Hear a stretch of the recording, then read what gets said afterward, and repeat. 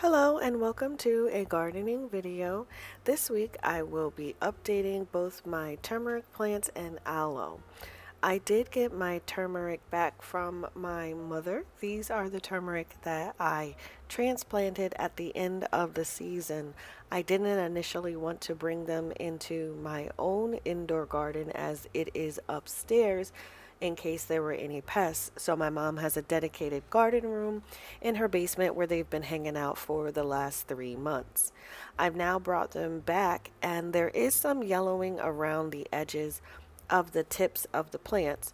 So I'm going to cut off that dry and brittle area of the plants, trying to give the rest of the leaf the opportunity to heal. And I just trimmed off what was really brittle and dead from each of the leaves. I didn't cut a lot unless the leaf really was damaged. And hopefully by doing this trimming, the plant can focus on becoming a little more healthy. Overall, the plants are doing very well. They do have shoots because when I gave these to my mother, it was only one main stalk, and I do see that there are offshoots, which is encouraging. So hopefully they will be able to grow and be happy here indoors as well. I will be taking them back out in the summer, so we'll see what happens. So hopefully I can keep them alive. And then I'm misting the leaves, and I do this twice a day, misting the leaves to try to create humidity. Additionally, in here I have my Dracaena plant, which is now 11 months after transplant and removal from the parent plant. And some of these original leaves are yellowing out and dying, so I'm going to remove those as well too. I'm not too concerned about the yellowing out that's happening because it began when I had this too close to the heater.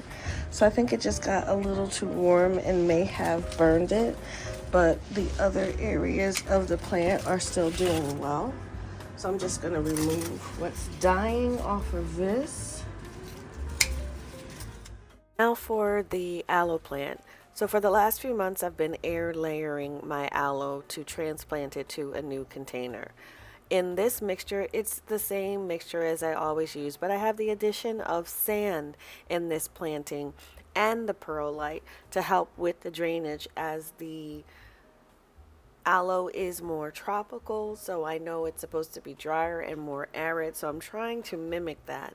I didn't have a lot of success with the rocks. I think I had too many and I never got any pups. This aloe plant is about 3 years old, so hopefully I'll get some pups after this transplanting.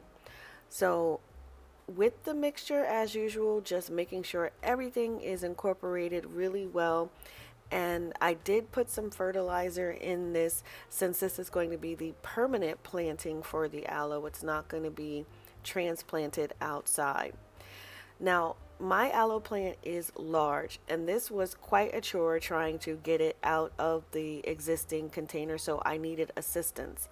Thankfully, my spouse had a tool that allowed him to saw through the bottom of the stalk and not disturb what was in the pot for air layering too much. So we just inched around and sawed through the stem from the bottom, and then once it was released, repotted it into its new home. And here, if you can see past my arm, there was a lot of rocks in the new or the old material. So here we are, just trying to figure out how best to put the plant in here. And I did damage some of the existing leaves, so I removed 2 of them, and I'm going to have to come back and remove 1. So overall, the plant didn't suffer too much in this transplant. I was going to have to sacrifice some of the leaves or branches just because they were going to be too low. This method of air layering is supposed to be less of a shock for the plant than just cutting the stem off, so I'll be updating and checking in to see if that is the case. And that's the update, everybody. If you've gotten this far, thank you so much for sticking with me to the end. If you enjoyed the content, please like and subscribe. And as always, I appreciate you for watching. Thank you.